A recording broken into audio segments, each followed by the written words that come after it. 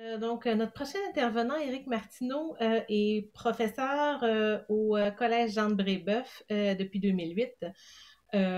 Il enseigne la chimie et fait aussi de la recherche en chimie et en particulier utilise les ressources de calcul pour ce faire. Donc, sans plus tarder, Éric, je te cède la parole pour que tu nous présentes tes travaux. Merci beaucoup, Madame Talon. Merci de l'opportunité de pouvoir présenter mes travaux de recherche et à quel point Calcul Québec et Calcul Canada peuvent m'être utiles. Je vais vous parler un peu de modélisation moléculaire au niveau collégial grâce aux ressources de Calcul Québec. Euh, tout d'abord, j'ai planifié ma présentation en 3 points. Je voudrais d'abord faire un petit contexte sur la recherche au niveau collégial. J'ai l'impression que les gens qui nous regardent présentement sont de différents horizons. Ensuite, je voudrais vous parler un petit peu d'initiative d'avoir fondé un groupe de recherche en chimie à Brébeuf et 2 projets du groupe de recherche qui ont permis justement d'utiliser les ressources de Calcul Québec. D'abord, la mise en contexte, la recherche au niveau collégial, il y en a. Elle est surtout en pédagogie. Donc, on cherche à améliorer nos façons d'enseigner, les modes d'évaluation, le matériel didactique. Il y a des subventions pour ça. Toutefois, si on veut faire de la recherche en sciences de la nature, c'est plus difficile. Pourquoi? Ben, il y a des ressources qui sont limitées. Donc, par exemple, l'accès au labo universitaire, ben, il faut être invité ou il faut avoir un titre, par exemple, de prof adjoint pour y avoir accès. Les bibliothèques universitaires, on peut toujours les consulter, mais ce n'est pas nécessairement toujours évident d'y accéder physiquement. Les fonds de recherche, donc comme prof au collégial, je peux toujours faire des demandes au CRSNG, mais je dois entrer en compétition avec des chercheurs de renommée universitaire qui ont une expertise des laboratoires de pointe. Donc, c'est assez difficile d'aller chercher des subventions à ce niveau-là. Et c'est coûteux en temps. Quand on veut faire de la recherche au collégial, à moins d'avoir une subvention comme en pédagogie, dans certaines bourses pédagogiques, certains fonds pédagogiques, qui nous permettent de nous libérer, par exemple, d'un cours, ça devient assez difficile de faire de la recherche. Donc, en fait, il faut le faire au-delà de nos heures de travail. Le groupe de recherche en chimie, pourquoi je prends le temps de vous le présenter un petit peu? Ben, je pense que ça se fait à plusieurs endroits au Québec. C'est une initiative que j'ai eue, donc GRCB, groupe de recherche en chimie à Brébeuf. L'idée m'est venue en 2014, suite à des étudiants qui venaient me voir et qui me disaient, Éric, tu as travaillé en pharmaceutique avant, tu as fait un doctorat, donc tu as une dizaine d'années d'expérience en recherche. Est-ce que tu pourrais nous informer sur c'est quoi la réalité de la recherche en général? Et aussi, au collège, on a un programme, on a une offre de stages rémunérés avec des instituts et des universités, mais évidemment, il y a beaucoup moins de stages disponibles que le nombre d'étudiants intéressés. Donc, je me suis dit, pourquoi pas offrir une opportunité à des étudiants qui n'en auraient pas eu autrement, de faire de la recherche. Évidemment, c'est une activité qui est bénévole. Je n'ai pas de fonds de recherche pour le faire. Donc, évidemment, c'est bénévole, mais en même temps, j'en retire aucun profit monétaire moi-même. C'est mon salaire annuel normal et je prends même du temps de mes vacances pour le faire. Les étudiants peuvent venir de façon bénévole faire ce stage en recherche avec moi. C'est reconnu dans les programmes de reconnaissance universitaire, comme on a beaucoup d'étudiants qui veulent rentrer dans les facultés contingentées. Alors, c'est bien de se monter un CV.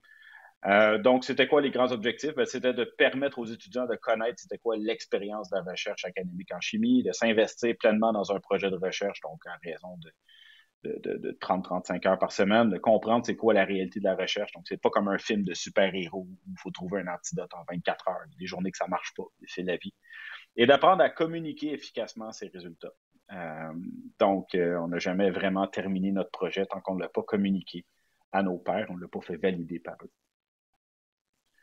Le groupe de recherche, c'est pour qui? Ben, c'est des étudiants de n'importe quel programme de sciences au collège qui ont terminé leur première année. C'est quand? Ben, c'est à la fin de la deuxième session, donc c'est 5 à 6 semaines, dépendamment du calendrier scolaire. Ça se passe majoritairement au collège, mais aussi sur les serveurs de Calcul Québec.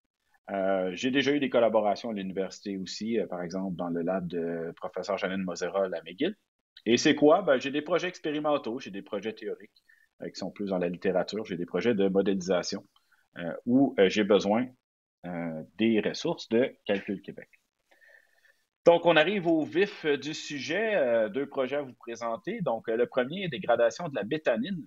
Donc, la molécule que vous voyez là, c'est la bétanine. Donc, c'est un pigment de la betterave rouge, c'est ce qui lui donne sa couleur. Donc, c'est un produit naturel. C'est souvent utilisé comme colorant alimentaire parce que c'est non toxique. Et on a étudié quand même dans la littérature pas mal des propriétés antioxydantes. Donc, c'est pour ça que vous avez souvent des jus à base de betterave et qui sont maintenant disponibles. Donc, on s'est posé la question, quelles sont les conditions chimiques qui peuvent affecter la dégradation de la bétanine? Et dans un premier lieu, on a fait des expériences en laboratoire, donc on a fait de la spectrophotométrie. Et la figure 1 que vous voyez ici, ben, on a vu que la dégradation de la bétanine était affectée par le pH et était affectée par la température. Donc, un jus, par exemple, qui ne serait pas conservé à la bonne température pourrait avoir sa bétanine dégradée plus rapidement. Même chose si le jus est trop acide. À la figure 2, ce que vous pouvez voir, c'est l'effet de certains ions, certains métaux qui se retrouvent dans l'environnement, puis même parfois dans notre alimentation. Donc, la solution contrôle ici en vert, essentiellement, c'est la bétanine en solution aqueuse, donc simplement dans l'eau distillée.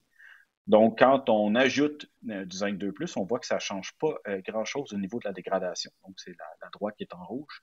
Par contre, quand on ajoute du cuivre 2+, on voit que la dégradation est beaucoup plus rapide au départ. À droite, complètement, vous voyez tous les métaux qu'on a essayés avec des constantes de dégradation. Vous pouvez voir en bleu, ce sont les métaux qui ne changent rien à la dégradation vraiment. Le potassium a potentiellement un petit effet protecteur, mais c'est très, très proche de la marge d'erreur, donc je n'oserais pas m'avancer là-dessus. Cependant, une chose est certaine, c'est que le cuivre accélère la dégradation. Donc, on voit que la constante de dégradation est beaucoup plus élevée. Donc, ce sont des constatations expérimentales. Ça a été présenté au Canadian Chemistry Conference and Exhibition à Québec en 2019. Mais ça ne donne aucune information sur ce qui se passe au niveau moléculaire. Et c'est là qu'on a recours à la modélisation et au service de Calcul Québec, Calcul Canada. Donc, on s'est posé la question, qu'est-ce qui se passe au niveau moléculaire pour qu'il y ait certains métaux qui, essentiellement, vont accélérer la dégradation?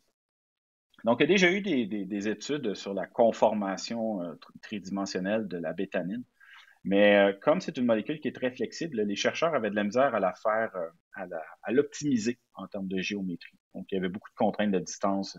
On trichait un peu la méthode.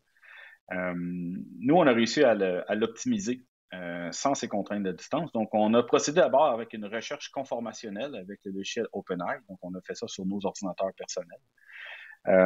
Et ensuite de ça, on a fait une optimisation de géométrie avec une méthode de chimie quantique et la DFT, donc Density Functional Theory, qui est disponible à travers le logiciel Gaussian 16.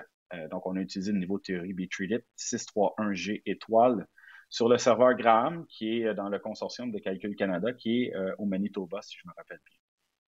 Donc, on a optimisé les géométries. Et ce que vous voyez sur la figure ici à droite, les 1, 2, 3, ce sont des positions sur lesquelles on a testé la position des métaux. Donc, par exemple, une simulation d'optimisation, on avait un métal à la position 1, dans la simulation suivante, c'est en position 2, dans la simulation suivante, c'est en position 3, et ensuite, on changeait de métal. Donc, on voulait voir quels étaient les effets de ces différents ions sur la conformation en 3D de la molécule. Donc, beaucoup de données ici, mais si on veut se concentrer, disons, sur la partie plus qualitative, donc les deux schémas qui sont en haut, donc ce qu'on voit, d'abord, si vous regardez en gris, c'est la bétanine qui a été optimisée géométriquement en l'absence de l'ion. Les molécules en couleur, ce sont les bétanines qui ont été optimisées en termes de géométrie en présence des ions métalliques. Donc, je vous en présente deux ici. Donc, les nickels à gauche avec la petite boule qui est en mauve et vous avez le cuivre qui est à droite avec la petite boule qui est en rose. Ce qu'on peut voir, c'est que d'abord, il y a un décalage, il y a un changement de la conformation 3D entre la structure qui est en grise et la structure qui est de couleur. Et le nickel, comme les autres métaux qui ne changeaient pas grand-chose, ce qu'on voit, en fait, c'est que le cycle qui est à gauche complètement de la molécule a tendance à être un peu replié. vers le centre de la molécule. Donc, on dirait qu'il y a une espèce de repli de la molécule, alors qu'à droite, le cuivre est le seul qui fait ouvrir un petit peu plus la molécule. Donc, on voit le cycle à 6 à gauche qui est complètement ouvert. Donc, notre hypothèse jusqu'à présent, c'est que le cuivre, en dépliant la molécule, exposerait davantage cette région vulnérable aux facteurs chimiques de la dégradation de la bétanine. Donc, on poursuit l'étude présentement avec quelques métaux qui nous restent à vérifier. Donc, ça, c'est un des deux projets que je voulais vous présenter. Le deuxième projet, on est plus dans l'optimisation de méthode. Donc, on sait qu'il y a des polymères qui peuvent interagir avec des acides aminés. Donc, c'est détecté par la spectrométrie de masse. Par exemple, si vous utilisez un contenant que vous chauffez peut-être un peu trop au micro-ondes, il est possible qu'il y ait, par exemple, un peu de polymère qui se retrouve dans votre soupe et vous allez l'absorber. Et ça va interagir possiblement avec des acides aminés, donc qui sont dans nos protéines, dans nos peptides, etc. Et donc, la spectrométrie de masse nous a permis de confirmer qu'expérimentalement, ces complexes existaient. Maintenant, encore une fois, la spectrométrie de masse ne nous donne pas d'informations sur la géométrie de la molécule. Donc, on a procédé cette fois-ci à une modélisation en utilisant la dynamique moléculaire qui est guidée par un recuit simulé. Donc, on a fait ça avec Amber 18 sur le serveur Beluga de Calcul Québec. Donc, pourquoi on a procédé d'une façon différente? Donc, pourquoi on n'a pas pris de méthode de chimie quantique? En fait, quand on a des systèmes qui ont plus d'atomes, la chimie quantique devient difficilement utilisable parce que la chimie quantique nous permet d'obtenir des résultats exacts, plus exacts, mais ça prend énormément de temps de calcul. Alors, quand on a des gros systèmes, on procède par dynamique moléculaire qui nous permet essentiellement de résoudre les équations du mouvement de Newton avec les attractions en électromagnétisme. Ça nous donne une bonne représentation de ce qui peut se passer. Donc, c'est un petit peu plus approximatif, mais c'est meilleur pour les gros systèmes. Donc, ce que vous voyez à droite, c'est un peu le schéma de cette optimisation de géométrie. Donc, vous voyez, dans le schéma, on pourrait prendre l'axe des Y comme étant l'énergie et l'axe des X comme étant les conformations géométriques.